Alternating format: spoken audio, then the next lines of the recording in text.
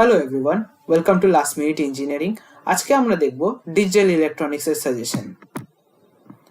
তো মডিউল 1-এ আছে number system, codes and binary arithmetic.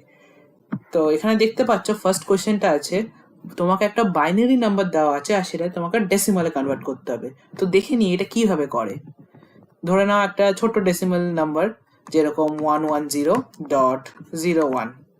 এটা আমরা ডেসিমালে কনভার্ট করব, এটা বাইনারি নাম্বার। তো আমরা জানি এই জিরোর পজিশন হচ্ছে 2 টু দি পাওয়ার 0, এই 1 এর পজিশন হচ্ছে 2 টু দি পাওয়ার 1, আর এই 1 এর পজিশন হচ্ছে 2 টু দি পাওয়ার 2, আর এই জিরোর পজিশন হচ্ছে 2 টু দি পাওয়ার -1, আর এই 1 এর পজিশন হচ্ছে 2 টু দি পাওয়ার -2। এবার আমরা এদের ভ্যালুস গুলো দেখে নেব কি কি। 2 টু দি পাওয়ার -2 এর ভ্যালু হবে 0.25, 2 টু দি পাওয়ার -1 এর ভ্যালু হবে 0.5, 2 টু দি পাওয়ার 0 এর ভ্যালু হবে 1, 2 টু দি পাওয়ার 1 এর ভ্যালু হয়ে যাবে 2, and 2 টু দি পাওয়ার 2 এর ভ্যালু হয়ে যাবে 4। এবার যেগুলোর ভ্যালু 0 ওগুলো আমরা ইগনোর করতে পারি, তো এই 1টাকে আমরা ইগনোর করতে পারি, আর তারপরে 0.5টাকে ইগনোর করতে পারি, কারণ এরা 0 থেকে আসছে। তো আমরা যদি এগুলো 0-র সাথে মাল্টিপ্লাই করি এদের কোনো ভ্যালুই আসবে না, তো এই জন্য আমরা এগুলোকে ইগনোর করছি। তারপরে এই সব ভ্যালুস যেগুলো রিমেনিং আছে আমরা যদি অ্যাড করে দিই, যেরকম 4 + 2 + 0.25, আমরা পেয়ে যাব 4 + 2 8, 8 + 0.25 8.25। তো এইটা হচ্ছে আমাদের ডেসিমাল ভ্যালু। ডেসিমাল ভ্যালু কোন বাইনারি ভ্যালুর? এই বাইনারি ভ্যালুর।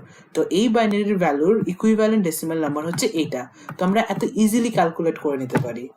এরকম তোমরা বাকি কনভার্সনস গুলো নিজেরা করে নিতে পারবে আশা করি।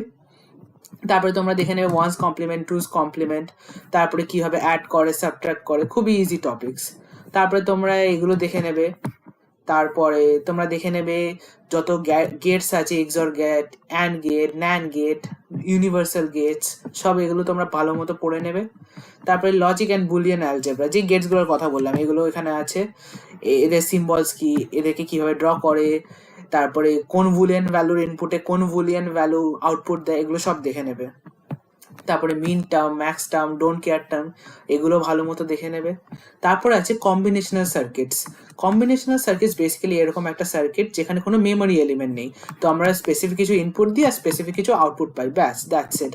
তো কম্বিনেশনাল সার্কিটস তো আমরা ভালো মতো পড়ে নেবে, এটা খুব ইজি টপিক আর অনেক কোশ্চেন্সও আসে এখানে এক্সাম থেকে।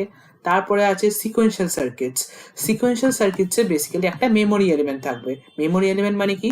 ধরো আমরা দুটো ইনপুট দিচ্ছি আর দুটো আউটপুট বেরোচ্ছে, কিন্তু একটা আউটপুটই আমরা অ্যাজ এ ইনপুট দিচ্ছি। তো দেখো একটা আউটপুটই এখানে বারবার ঘুরছে, তো এটা একটা মেমোরি এলিমেন্ট হিসেবে ক্যারি করছে, বিকজ এখানে আমরা একটা বিট স্টোর করে রাখতে পারি ফর ফিউচার ইউজ। তো এটা হচ্ছে সিকোয়েন্সিয়াল সার্কিট, যেখানে একটা মেমোরি এলিমেন্ট আছে।